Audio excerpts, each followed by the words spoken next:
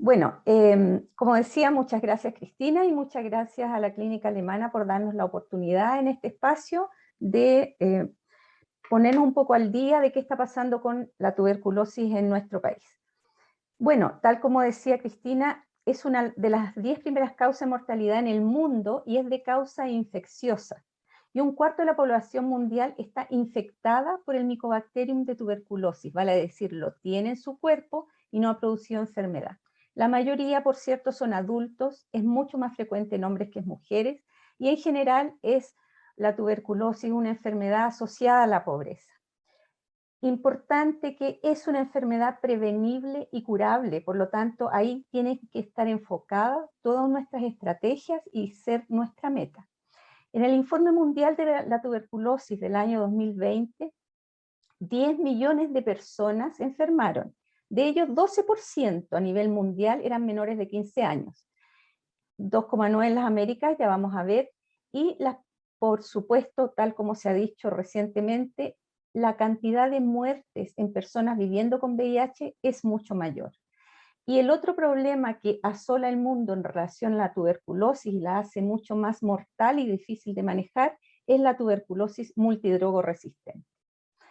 Aquí está en esta torta graficado cómo contribuye cada uno de los continentes. Y ustedes ven que las Américas representa un 3% de los casos de tuberculosis a nivel mundial. Y de ellos 5,5% son menores de 15 años. Aquí está a nivel mundo una estimación de las tasas de tuberculosis. Estos son los estimados para el 2019, que está en el último reporte. Y ustedes ven que en el sudeste asiático y en África es donde se encuentran las mayores tasas de tuberculosis, y nosotros estamos entre, bueno, aquí está entre día 99 de los países, pero ya van a ver que la incidencia está por debajo de 20. En el último tiempo, ustedes saben que ya de 1993 la OMS se pronunció respecto a la tuberculosis como una pandemia de emergencia mundial. Y al respecto se han ideado estrategias a lo largo del tiempo, y de las estrategias de fin de la tuberculosis hay 3 indicadores principales a nivel de las Américas. Uno es la reducción del número de muertes por tuberculosis en 90% para el 2030. ¿Ya?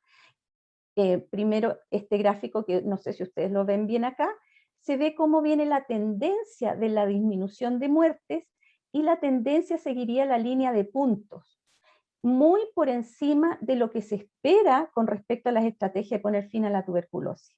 Respecto a la reducción de la tasa de incidencia, en disminuir en 80% la actual para el 2030, ustedes ven también que la tendencia incluso se ha aplanado y no hay cómo lleguemos al 2035 a lo que se espera.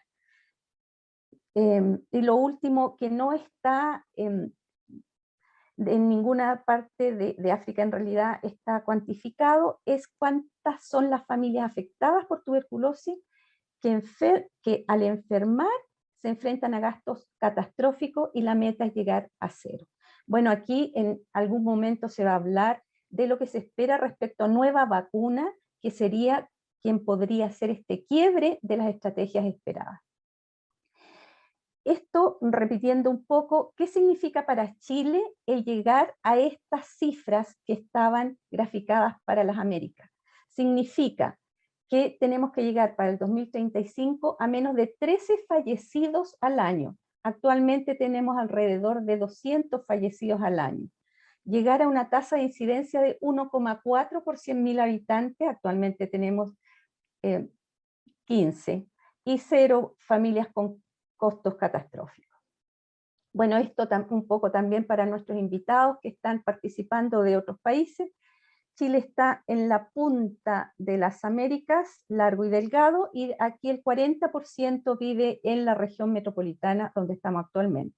Nuestra esperanza de vida al nacer es de 80,8, una tasa bruta de mortalidad de 6 por 1000 habitantes, y tenemos un grupo de personas extranjeras residentes de alrededor de 1,5 millones. Y nuestra pirámide poblacional se ha ido ensanchando en el centro y aumentando hacia las edades mayores de 60 años, con una disminución de los grupos infantiles. Tenemos alrededor de 20 millones viviendo en Chile. Aquí se muestra la curva de la tasa de mortalidad por tuberculosis desde 1905 a 2008. ¿Qué ha pasado? Ustedes ven que hay un quiebre en la curva con una disminución importante. Bueno, y aquí un poco de historia en realidad, y pongo ahí la referencia de un libro maravilloso que se llama Medicina, Política y Bien Común, que habla de la historia de la tuberculosis, los programas y la gente que ha trabajado en nuestro programa en el país. En 1929 se crea un programa de lucha contra la tuberculosis, pero que está un poco desagregado en el país y que principalmente se enfocaba a la creación de sanatorios, que era el boom en ese minuto, que significaba tomar sol, alimentarse, bien nutrirse, con muchas comidas, muchas calorías. Bueno, pero eso, como digo, estaba desagregado y comienza a formarse un programa de control de la tuberculosis más establecido en el año 1952, en que se crea el Servicio Nacional de Salud. Y al alero del Servicio Nacional de Salud se empieza a estructurar de mejor manera este programa y ustedes ven cómo empieza a disminuir por una planificación más clara al alero del Estado, que significa recursos y gente muy preparada. Posteriormente se crea en Chile el DOTS, que es la estrategia de ver a los pacientes cómo se toman los medicamentos, observadas, ¿cierto? Y eso se creó en el Hospital San Juan de Dios. Junto con esto se crea la red de laboratorios de bacteriología para tuberculosis al alero del Instituto Bacteriológico, también dentro del Servicio Nacional de Salud. Y aquí quiero decir que hay personas que realmente fueron misioneros de la tuberculosis, que trabajaban de sol a sol, 24/7, dentro de los que quiero destacar de los últimos años y de este periodo específicamente al doctor Farga y al doctor Adrián Pierry, que es abuelo de Cristina Pierry, que trabajaba recorriendo todo Chile, habilitando los laboratorios y a las personas para que pudiera haber un buen control de la tuberculosis, haciendo pesquisa en laboratorios bien implementados y tratamiento con baciloscopías y no como se hacía antes con Abreu o con radiografía.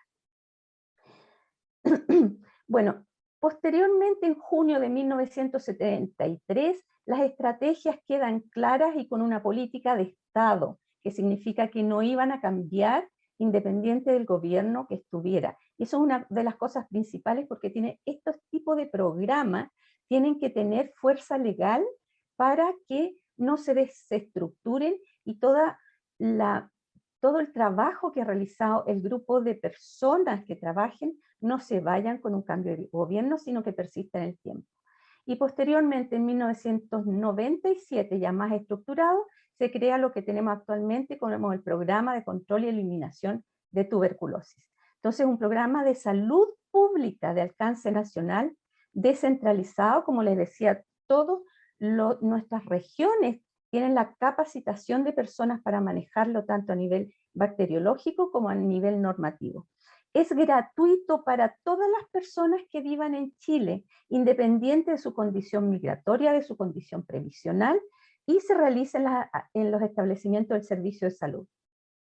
Están las normas técnicas que se van cambiando periódicamente y que establecen las disposiciones que regulan prevención, detección, diagnóstico, tratamiento y vigilancia epidemiológica en todo el territorio nacional. Como les decía, esto tiene fuerza legal, que para los niños también es muy importante, dado que si algún padre llegase a negarse, por ejemplo, a dar tratamiento antituberculosis a un niño, uno puede apelar a la justicia para que se pueda tratar al niño y no muera o se pueda llegar a buen fin.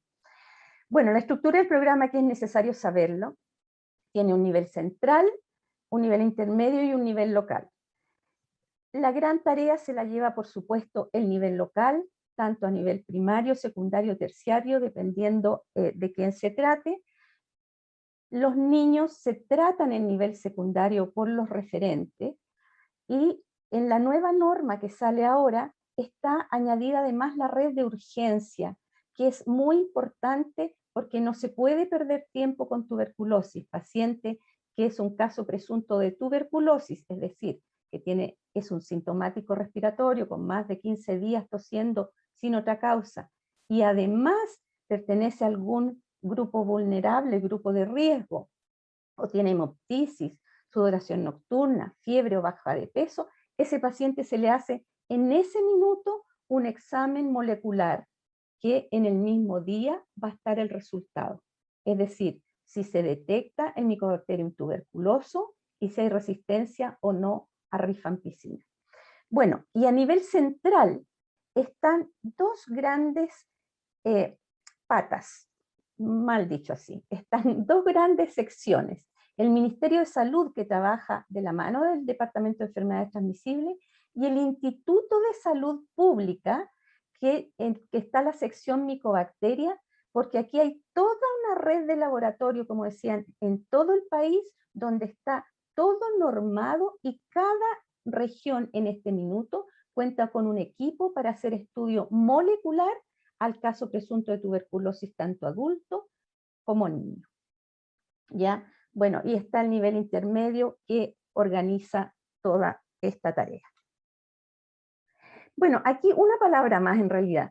Este tremendo equipo aquí en Chile y todo lo que se hace son 3 personas, y es una de las debilidades en realidad del programa, porque aquí se trabaja como misionero y evangelizando, como dice el doctor Peña, porque son 3 mujeres, médica, enfermera y una tecnóloga médica, que hacen un tremendo trabajo para que nuestro programa funcione. Debo decir además que en nuestro laboratorio es un laboratorio supranacional, es decir, ayuda dentro de las Américas a supervisión, a educación y a ver cómo están funcionando otros laboratorios permanentemente.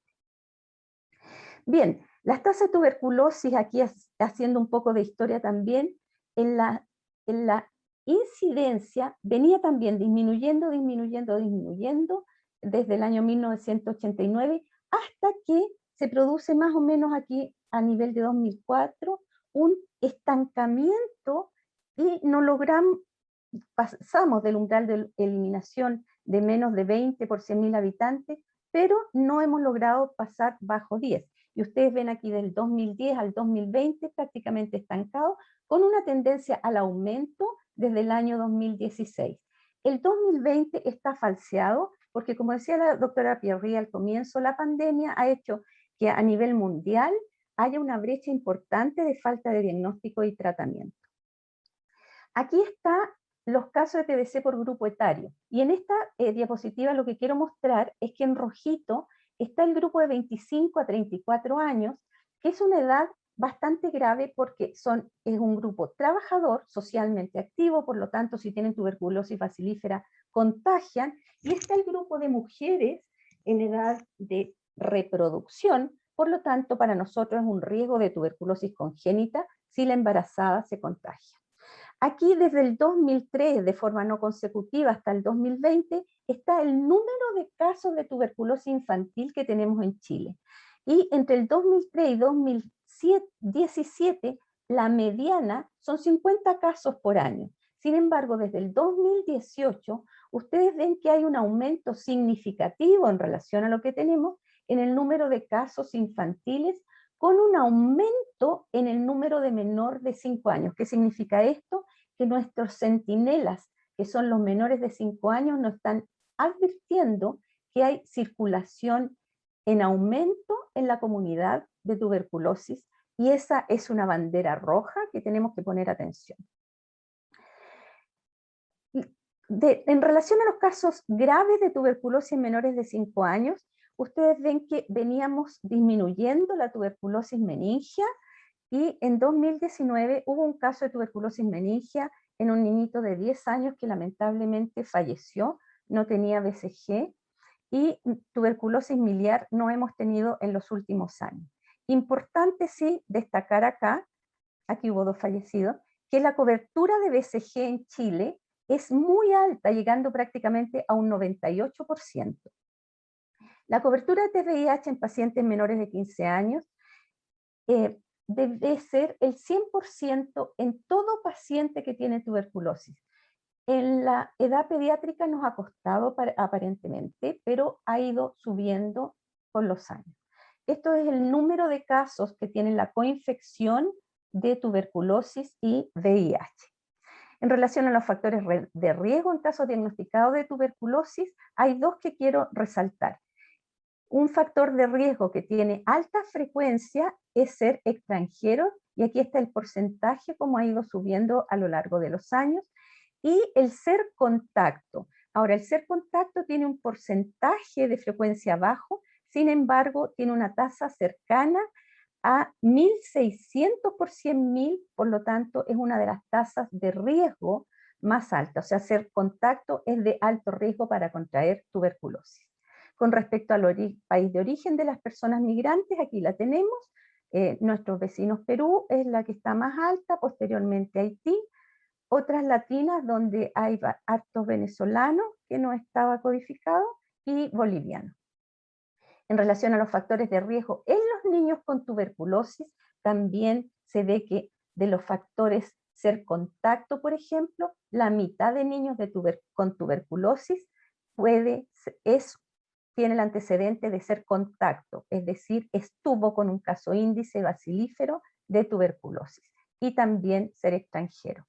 Ahora, nosotros tenemos, cada cierto tiempo, hacemos un perfil de nuestros pacientes en el Servicio Metropolitano Central, y en los últimos 5 años tenemos 45 niños con tuberculosis, en que observamos que la mediana de edad ha ido disminuyendo respecto a la evaluación anterior, con una dispersión de 2 a 14 años, de aquí 2 tuberculosis congénita, un paciente falleció, y cuando uno divide en si sus padres son chilenos o extranjeros, porque toda persona que nace en Chile pasa a ser chilena, 17 pacientes tenía padres chilenos y 28 pacientes padres extranjeros.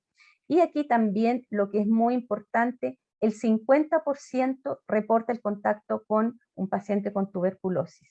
Es decir, esto es bueno y malo, significa que el paciente que se censó llegó a nosotros, lo diagnosticamos ahí en el box con tuberculosis, pero también es malo porque debiéramos llegar al paciente más precoz, sin tuberculosis, para poder hacerle una quimioterapia adecuada. Con respecto a dónde se localizan nuestros casos, esto es a nivel nacional. En el último quinquenio, más o menos en el último año ha ido disminuyendo. El 60% es de localización pulmonar y un 40% extrapulmonar, y aquí hay que saber que conlleva mucho más dificultad diagnosticar una tuberculosis extrapulmonar, y la confirmación en los niños por las características de ser paucibacilar es mucho menor que en el adulto, confirmando alrededor de un 50%. De nuestra cohorte de los últimos 5 años en el San Borja Riarán, tenemos que aquí tenemos un mayor porcentaje de diagnóstico extrapulmonar, un 42%, y el 62% de los pulmonares los llegamos a confirmar. De nuestra cohorte, les dije que el 42% era extrapulmonar y 22%, perdón, son ganglionar, 6,5% son del sistema nervioso central. Con respecto a los contactos, que es un grupo de alto riesgo, la meta programática en Chile es que se cense al 100% de niños que son contactos, que han estado en contacto con un paciente bacilífero, y de ellos lleguemos a darle quimioprofilaxis y seguimiento también al 100%. Y ustedes ven que en los últimos años nuestros porcentajes de cumplimiento han disminuido. Quiero pensar que ha sido por el estallido social y por la pandemia, pero es una meta que debemos aumentar. Lo mismo se ve en relación a los casos secundarios de tuberculosis dentro de una casa frecuentemente, que va más o menos paralelo a lo que ocurre con los adultos. Con respecto a los adolescentes, cuando uno desagrega los grupos de edad por tasa, que significa evaluar el riesgo que tienen estos pacientes de enfermar por tuberculosis, uno observa que el grupo de 15 a 19 años, que en este minuto está siendo visto por adultos, tiene un riesgo mayor que los niños, pero tiene un riesgo alto. Por lo tanto, es un grupo al que hay que ponerle mayor atención, dado que es un grupo que uno normalmente lo cataloga como sano y que por su condición de adolescente consultan poco, pero que luego vamos a ver son más contagiosos. Aquí cuando uno pone las barritas con el número de niños, se ve que en el último año más o menos se acerca al grupo de 5 a 14 años, nuestro grupo de adolescentes, pero eso también es una bandera roja, porque la pandemia ha hecho que haya una brecha de menos diagnóstico en este grupo que sabemos que está enfermando de tuberculosis. En los adolescentes, cuando uno divide, se comportan más parecido a los adultos, con un 78% de casos pulmonares, y de los extrapulmonares se dividen sobre todo en pleural, ganglionar, pero fíjense que hay un caso meningio, un caso óptico, un caso ocular y un caso óseo que salió finalmente. Con respecto a la resistencia, que es el otro gran problema que tenemos en el mundo, ustedes ven que hay sectores del orbe que tienen una altísima resistencia, que afortunadamente no ha llegado a nuestro país de manera tan terrible, pero sí tenemos resistencia que es menor del 3%. Sin embargo, nuestro país vecino, Perú, tiene una tasa mucho más alta de multidrogoresistencia y tenemos bastante tránsito entre uno y otro país. Esta es lo que se vive en relación a casos resistentes. Desde el 2014 que se implementa la vigilancia universal de resistencia a fármacos antituberculosos. Es decir, cada paciente que hoy tiene una prueba molecular positiva a Mycobacterium tuberculosis va a cultivo y va a estudio de sensibilidad. Y nuestro laboratorio del ISP tiene capacidad de estudiar para drogas de primera línea, segunda línea y las nuevas, bedaquilina, linezolid, clofazimida. ¿Ok? Aquí se incluyen a 4 pacientitos menores de 15 años y a 9 adolescentes que son resistentes. Ahora, en clínica, ¿con qué nos encontramos? ¿Qué es lo que vemos nosotros? Y aquí tengo un niño de 4 años, masculino, era haitiano, contacto de su mamá de 27 años con TB cavitaria, no teníamos PPD en ese tiempo, y ustedes ven que se ven estas imágenes redondeadas, mal definidas, que al verlo en lateral se ve que hay un mediastino bastante ensanchado, con estas imágenes redondeadas, que al hacerle el escáner tiene estas imágenes características de estas adenopatías con realce periférico e hipodensidad central, que luego la doctora Sarr nos va a contar que hay nuevos métodos de diagnóstico menos invasivos. Y en la ventana pulmonar vimos que también tenía compromiso pulmonar. ¿Ok? Se trató, no lo pudimos confirmar en ese momento, pero se trató con los 6 meses. Su hermana también tenía tuberculosis y su otra hermanita de 3 meses no tenía tuberculosis y completó la quimioprofilaxis con isoniazida 6 meses. Pero ¿qué pasa cuando no es contacto? Este paciente tiene 4 años, masculino, un síndrome de Down, y llega por fiebre, diarrea, melena, y en la ecografía se ve una inflamación importante de la grasa alrededor de los intestinos, y había grandes adenopatías además en el escáner que se usó después, hepatoesplenomegalia y adenopatías mesentéricas calcificadas. Se le hizo anatomía patológica, fue biopsia y dice que tiene adenopatía granulomatosa necrotizante, todas con presencia de bacilo ácido alcohol resistente, compatible con tuberculosis. Hasta ahí todo bien, partió con las 4 drogas, ¿cierto? Era una tuberculosis diseminada. Sin embargo, tiene tuberculosis extrapulmonar, compromiso ganglionar, intestinal, hepatoesplénico y tiene síndrome de Down. Este paciente se hospitalizó, bueno, está hospitalizado, se le hizo una PL que fue normal, pero hicimos una neuroimagen que evidenció este gran tuberculoma confirmado posteriormente en una resonancia nuclear magnética.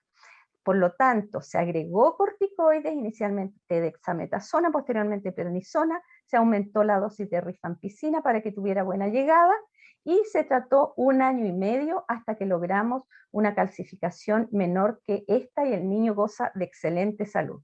Nos queda tiempo, 6 minutitos.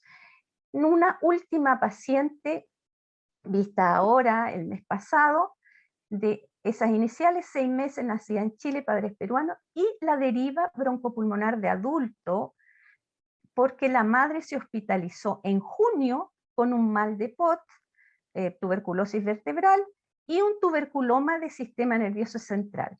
No tenía nada en los pulmones, tenía todos los estudios de esputo negativos, y la mamá se diagnosticó cuando su hijita tenía 6 meses. Solo vivían madre, padre e hija, y el padre se estudió incluso con escáner y no tenían nada pulmonar, nadie los visitaba, y la niña estaba sintomática, regio, obesa, el PPD alto, se le hace una ecografía cerebral que muestra vasculopatía lenticular estriada, pero una radiografía alterada en que uno ve que el grupo 7 ganglionar probablemente está aumentado de tamaño, esta imagen es nodular de acá y la imagen de acá. Se le hace una ecografía inicialmente y muestra estos tremendos granulomas calcificados en la periferia con necrosis central. Aquí está el vaso, el anterior era el hígado, con esta misma situación de esos granulomas distribuidos en todo el parénquima y adenopatías grandes con necrosis central al cual se le puso Doppler. La niña se le hizo estudio etiológico, se tomó PCR, inicialmente solo salió saliva, sin embargo salió detectado Mycobacterium en nivel bajo, y posteriormente se confirma con un cultivo positivo en saliva. Las muestras de PCR también salieron positivos en el contenido gástrico, en el aspirado endotraqueal, y ya el cultivo del contenido gástrico también está positiva. Entonces, esta niñita finalmente atípica, en que uno hasta podría haber dudado en esas buenas condiciones de hacer estudio o no, a los 6 meses de edad, está comportándose como una tuberculosis congénita y está en tratamiento y está en muy buenas condiciones, y hoy se hace la neuroresonancia. Bueno, se nos acaba el tiempo. Este es el mensaje del Ministerio de Salud: ganemos tiempo, podría ser tuberculosis, las condiciones están dadas en todos los laboratorios, en las nuevas normas también está bien descrito que cualquier persona que trabaje en un servicio de salud, profesional o no profesional, incluyendo a las personas del SOME, si se enfrentan a un paciente que es caso presunto de tuberculosis, que lo definí antes, puede pedir una prueba molecular. Por lo tanto, eso es lo importante, que cuanto antes hagamos el diagnóstico, cuanto antes censemos a nuestros contactos, que debe ser antes del mes, para poder llegar a nuestros niños con quimioprofilaxis efectiva, que no lleguen a la tuberculosis y disminuyamos el nivel que tenemos de tuberculosis en el país. Eso quería contarles. Muchas gracias.